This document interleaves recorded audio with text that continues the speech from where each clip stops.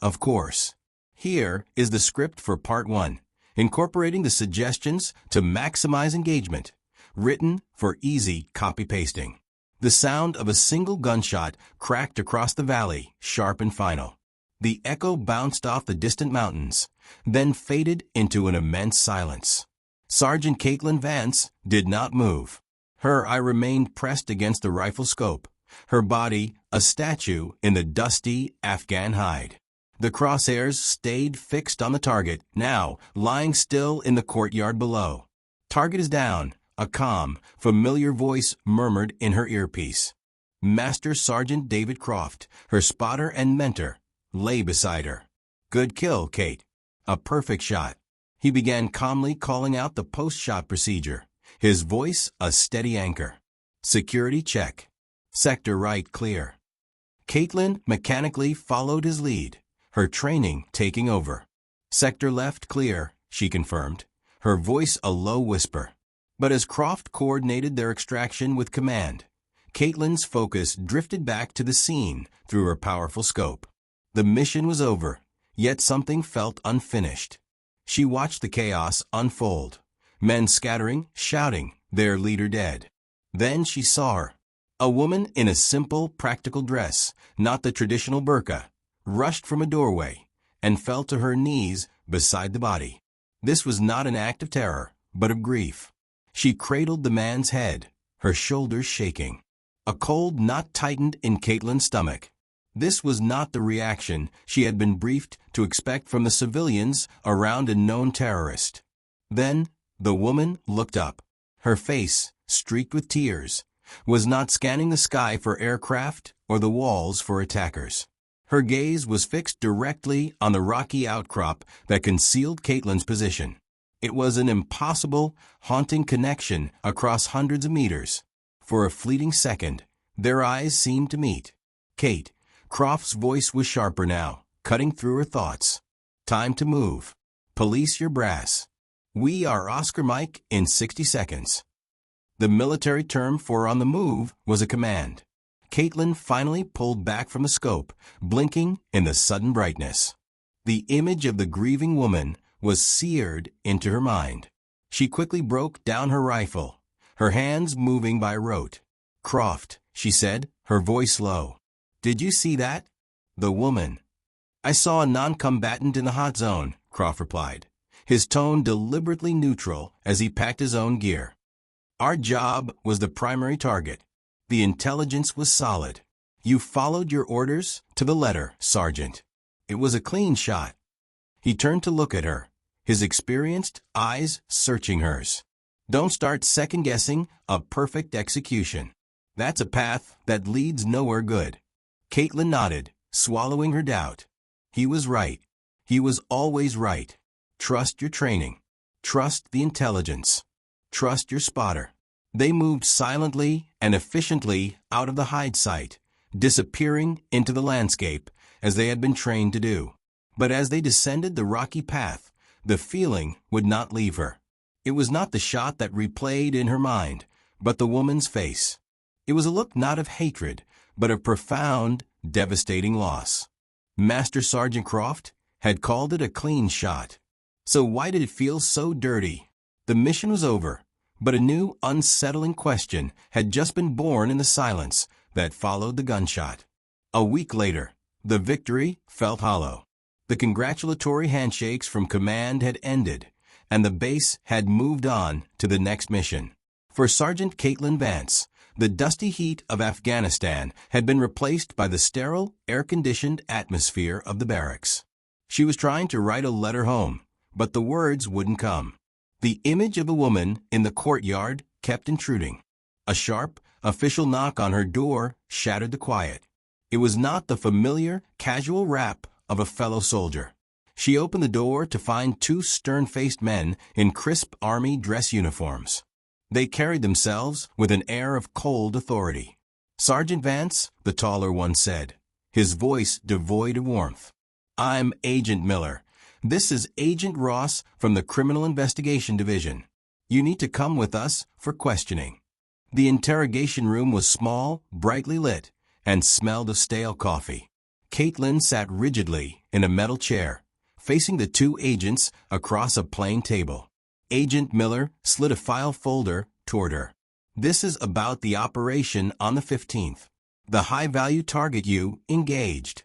"I followed my orders," Caitlin stated, her voice even, betraying none of the unease coiling in her gut. "The initial review suggests otherwise, Sergeant," Agent Ross countered, opening the file. He pointed to a photograph. "The man you killed was Abdul Masood. A tribal leader, yes. A controversial one. But our latest intelligence suggests he was in negotiations for a regional peace council." He placed another photo on the table. It was the woman from the courtyard. "This is Elise Fournier, a French aid worker with Doctors Without Borders. She has stated that Masood was providing her clinic with security and medical supplies. She claims he was unarmed and posed no immediate threat when your bullet hit him." The room seemed to tilt. The official narrative was not just flawed, it was being inverted. Her perfect shot was being reframed as a reckless, possibly criminal, act. "My spotter, Master Sergeant Croft, he can verify the intelligence we were given. He can confirm the shot was justified," Caitlin said, her knuckles turning white where she gripped her knees. Agent Miller leaned forward, his expression unreadable. "That's the other matter, Sergeant Vance. Master Sergeant Croft submitted a request for emergency leave 48 hours ago. He's currently on a flight back to the United States. He is unavailable for comment." The words hit Caitlin like a physical blow. Croft was gone. He had left without a word, without a message.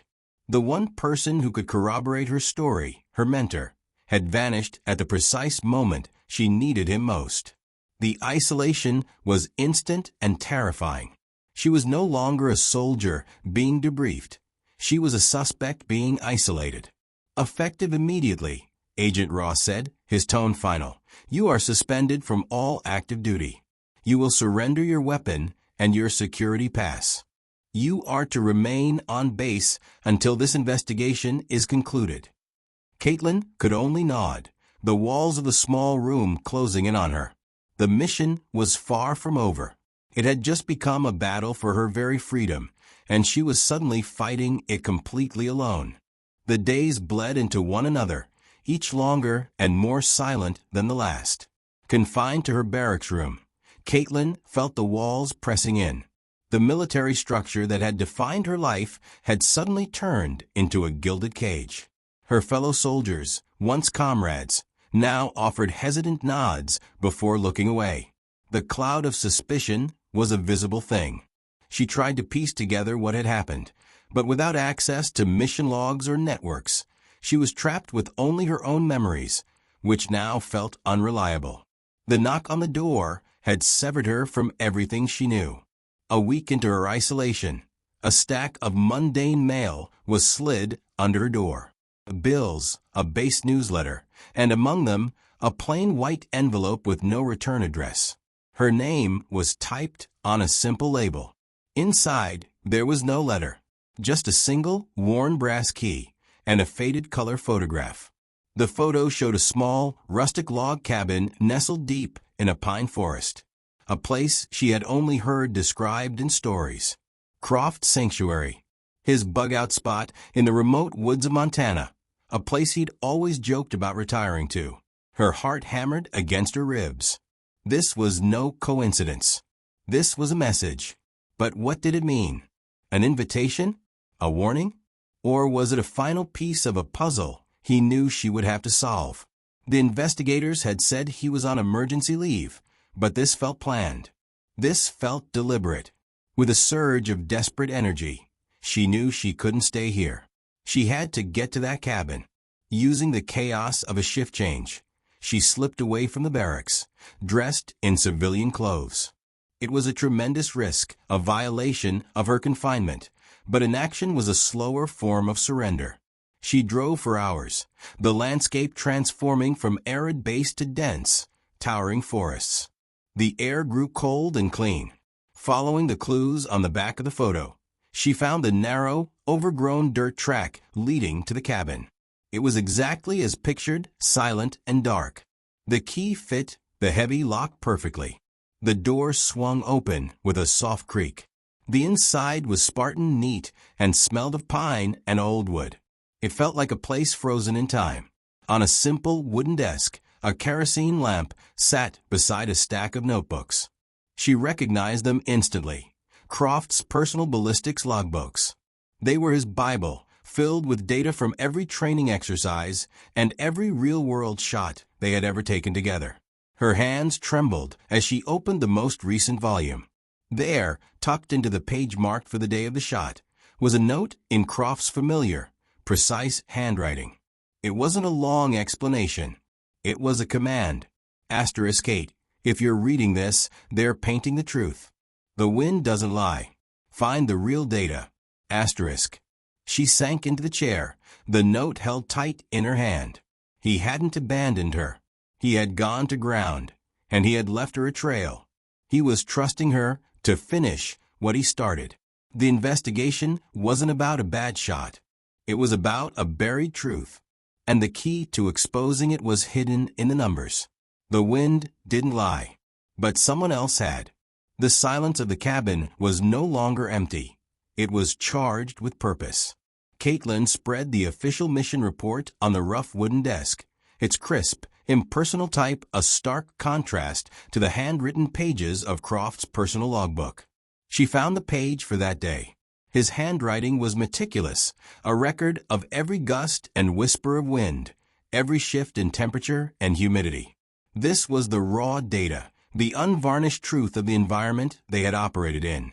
Her eyes darted between the two documents, line by line. The initial numbers matched: air temperature, barometric pressure. Then she reached the wind direction and speed. In Croft's logbook, he had noted a steady, consistent crosswind from the west-southwest at 5 knots. It was a challenging but manageable factor he had expertly calculated for her. Her finger moved to the official report.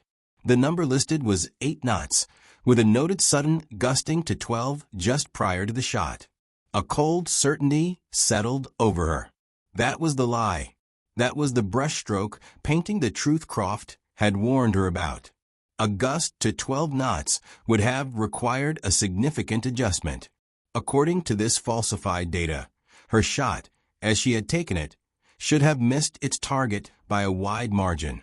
The fact that it was a perfect kill was, according to the paperwork, an impossibility. Someone had altered the environmental data to create a discrepancy. They weren't just setting her up to take the fall for a tragic mistake.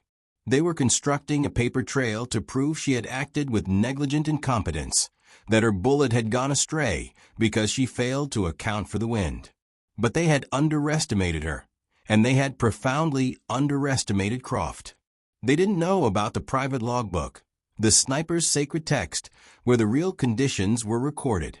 This was no longer about a simple misunderstanding or flawed intelligence. This was a deliberate, calculated frame-up.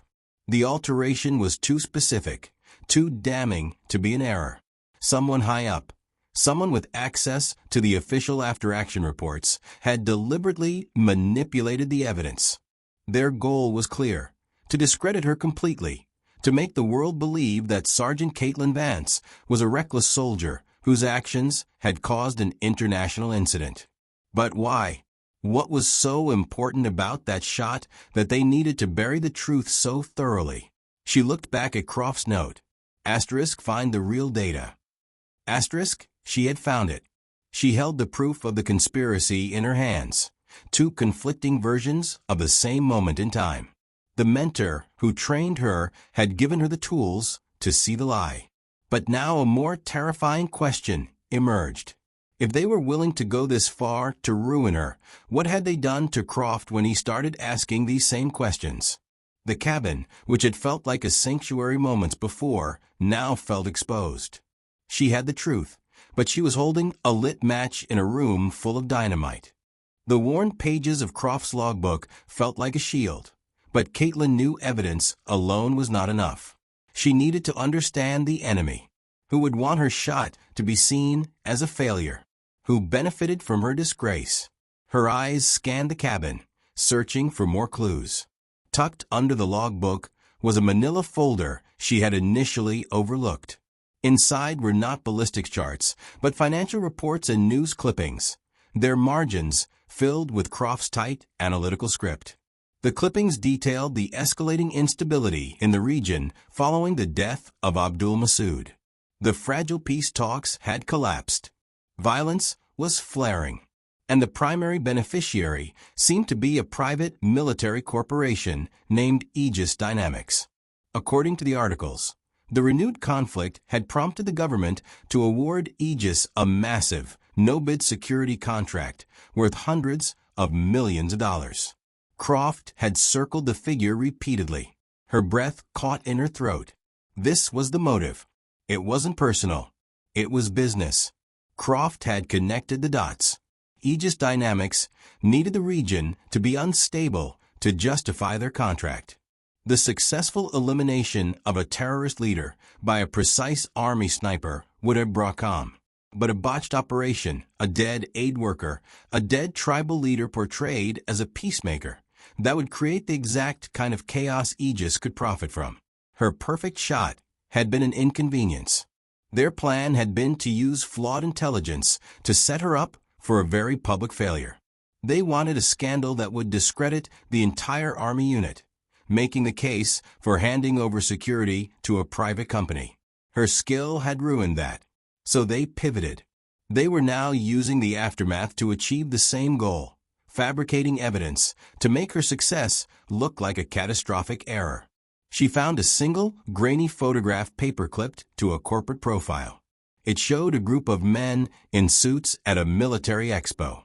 One man, shaking hands with an Aegis executive, was turned slightly away from the camera. But Caitlin recognized the posture, the set of the shoulders, the familiar watch on his wrist. It was Captain Evans, her company commander, the man who had signed off on their mission orders. Croft had drawn a faint question mark next to Evans's face.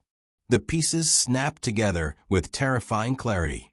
The conspiracy wasn't just a faceless corporation.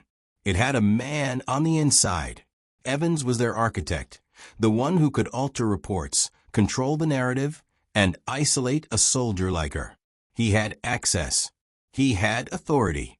And he had a direct financial incentive to see her career destroyed. Croft hadn't just been investigating a company. He had been investigating his own chain of command. The danger was far greater than she had imagined. She wasn't just fighting for her career. She was a lone soldier standing against a powerful, wealthy enemy that had infiltrated her own army. And they knew she was out here digging. The silence outside the cabin was no longer peaceful. It was the quiet before the storm. The evidence against Aegis Dynamics and Captain Evans was a fire in her mind. She had to act, but she was a fugitive now, absent without leave and in possession of classified documents. She couldn't go through normal channels. The channel was poisoned. Her only hope was to find someone with enough authority to bypass Evans entirely. She thought of Major Collins, the battalion executive officer, a man known for his rigid adherence to protocol, but also for a deep-seated sense of duty. He was a risk, but a calculated one.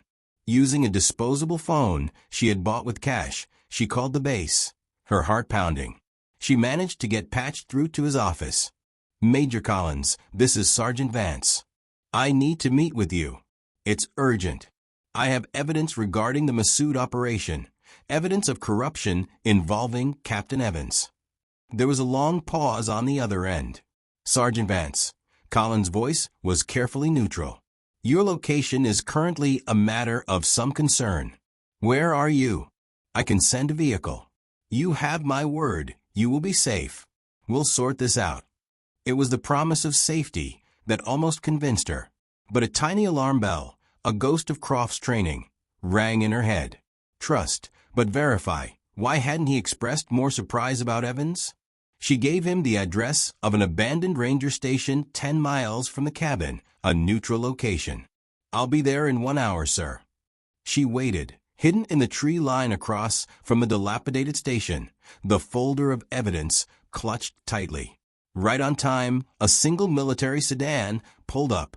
But it wasn't Major Collins who stepped out. It was Captain Evans, his face calm and composed. He was followed by two large men in civilian clothes whose professional bearing screamed private security, not military police. The trap had been sprung.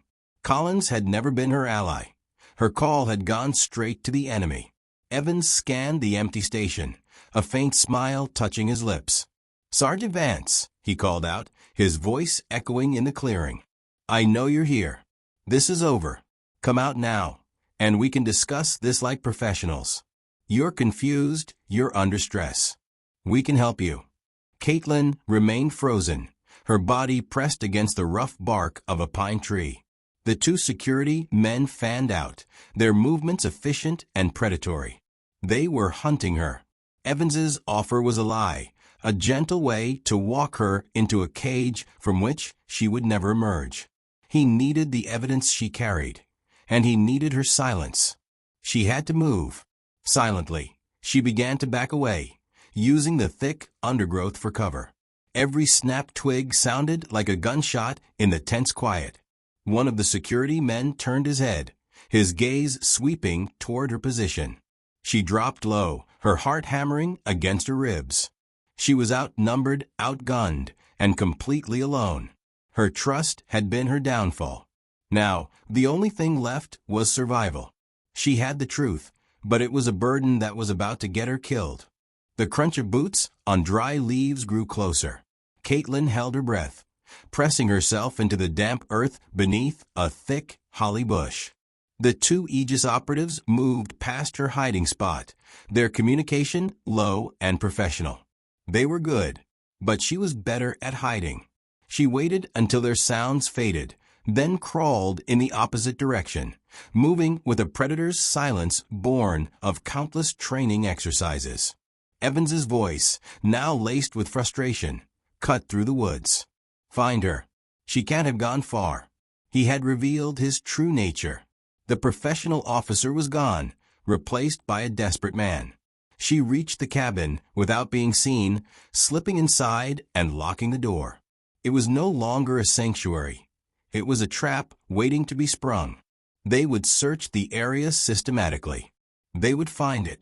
Despair threatened to overwhelm her. She was cornered. Then her fingers brushed against the worn brass key still in her pocket. Croft's voice echoed in her memory. "The oldest secrets are kept in the oldest ways." He was a man of backups and contingencies. He wouldn't have left her only with paper. Her eyes scanned the cabin. Where would he hide something? Not in an obvious safe. Somewhere personal. She looked at the simple stone fireplace. One stone near the hearth looked different, less sooty, as if it had been moved recently. She pried at it with her fingers. It shifted. Behind it was a small, watertight metal box. Inside, nestled on a bed of foam, was a sleek, encrypted satellite phone. There was no note this time, only a single button labeled with a simple star. A direct line. A final contingency plan. Hope flared in her chest. But using it would send a signal. It would be a beacon leading Evans right to her. There was no choice. It was the only move left. She heard the sound of an approaching vehicle outside. They were here. She pressed the button. The phone powered up with a soft glow. A single line of text appeared on the screen. Pentagon Inspector General Hotline, secure link established. At that moment, the cabin door shuddered under a heavy blow. "Vance, open up. This is your last chance." Evans shouted. Another blow splintered the wood around the lock. Caitlin grabbed the evidence folder and the sat phone. As the door burst open, she was already moving. She threw the heavy metal box through the cabin's back window, shattering the glass. The distraction worked. The two operatives rushed toward the noise. She went out the front, crashing directly into a surprised Captain Evans. They fell to the ground in a tangle of limbs. She fought with a feral desperation, not to win, but to buy seconds. She kicked free, scrambled to her feet, and sprinted for the tree line. Behind her, she heard Evans yelling orders. A shot rang out, splintering a tree trunk next to her head. They were no longer trying to capture her. She raised the satellite phone, her thumb hovering over the send button. The entire folder of evidence was loaded. It was all or nothing. She dove behind a large fallen log as another shot echoed through the forest. She pressed send. A progress bar appeared on the screen, crawling slowly toward completion. Her fate and the truth were now racing against the bullets. Caitlin pressed her body against the cold, damp earth behind the fallen log. The progress bar on the satellite phone seemed to crawl. 90%. Boots crunched heavily on the forest floor, closing in. She could hear Evans's furious, panting breaths. "It's over, Vance. There's nowhere to run." 95%. A shadow fell over her. One of the Aegis operatives stood above her, his weapon raised. His finger tightened on the trigger. 100%. The screen flashed, transmission complete. In that frozen second, a new sound cut through the tension. Not a gunshot, but the powerful roar of engines and the whump, whump, whump of helicopter blades. 2 black SUVs skidded to a halt near the cabin, and a military helicopter circled low overhead. Armed soldiers in the distinctive uniforms of the Pentagon Inspector General's office poured out, their weapons trained on Evans and his men. "Drop your weapons." Now, a voice boomed through a bullhorn. The Aegis operative lowered his rifle, a look of stunned defeat on his face. Captain Evans slowly raised his hands, his eyes locking with Caitlin's. They held not just hatred, but a shocked disbelief that her truth had somehow reached a higher power than his lies. The aftermath was a blur of official statements and debriefings. The evidence she transmitted was irrefutable. The conspiracy unraveled quickly. Aegis Dynamics was served with subpoenas, and its contracts were suspended. Captain Evans was arrested for corruption, conspiracy, and attempted murder.